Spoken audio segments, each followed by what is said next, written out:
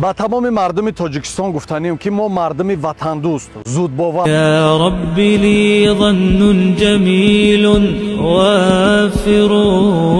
اسلام دوست کی هستن اسلام دوست کی هستن شی به یسعی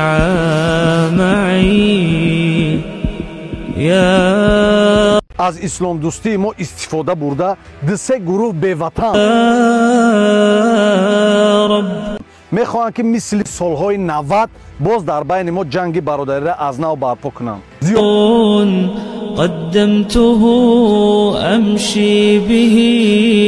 یسعی معی کل الذی 40 سال میشوه که در دولت شما جنگ و ناآرامی است الذی یرجون فضلک امطروا начальник ما روسیه клубе یک زنک آوردن 10 طلبه داشته تعلیم قرآن میداده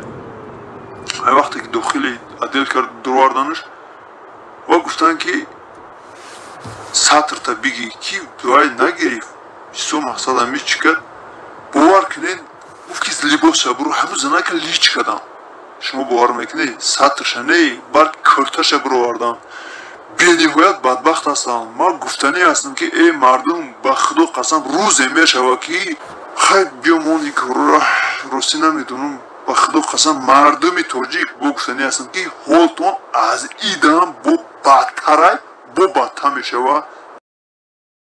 خپید سطر مکان فرید ایموی سرم خپید برداشت ما گفت که برو لباس تا میگم به خوبی گفتم نمی برارم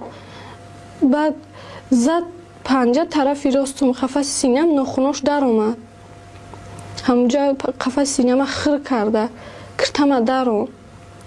پیش کرتم تیلم که برو ورد با زوری کرتم ایتنم برو ورد تیلم کرده از زمین پوچم کشیده ایتنم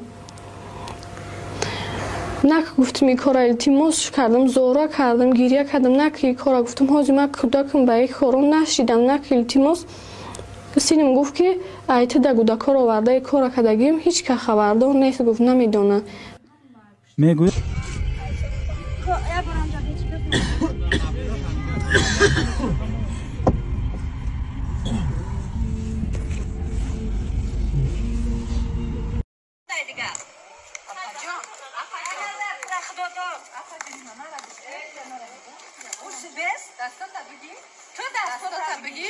بگی دستاتا بچه ها دیده استن یا چی کنستن؟ خوب کنستن فقط ایت من آرام گفت زده خوب کنستن لخوی همی جا های نمانی همی جا های چی کنم؟ سینی سالی ما دایی چی دیگه نمونده سینی سالی که در مغازی رو ما بیار نشانه بکن چی خیلی میبندن چی خیلی میبندن همه خیلی بستگی های چی کنم؟ والله او چی تاری میکرد ما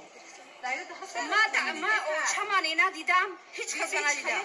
ما ندیدم او چمان ندیدم من دیدم در این سال آرام در نمیزنی بستر سرمایی پای مرا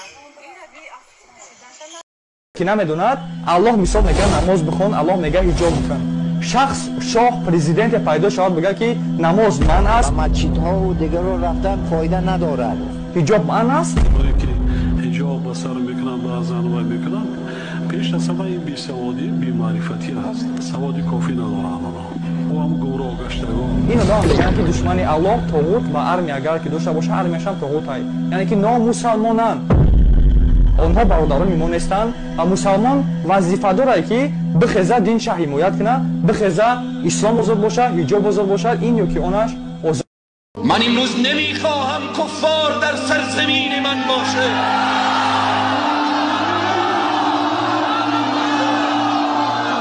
وقتی من میگم کافر را نمیخواهم در خانه من باشه من شدم باغی من شدم دهشتگر من شدم افراطی من شدم به این که باید از بین بروم بله این عقیده من هست این بزرگترین شرف و افتخاره که به خاطر عقیده خود تکه تکه بشم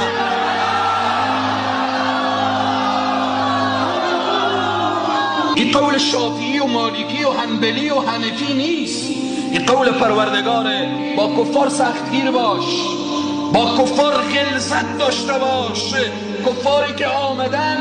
مرا تکه تکه می کنن کفاری که آمدن وطن مرا به خاک و خون میکشند، من طرفش بخندم؟ من طرفش بخندم؟ به خاطر چی؟ به خاطر این دنیای فانی؟ به خاطر این دنیایی که امروز هستیم و فردا نخواهد بودیم؟ جای کفار جهنمه، جای منافقین جهنمه.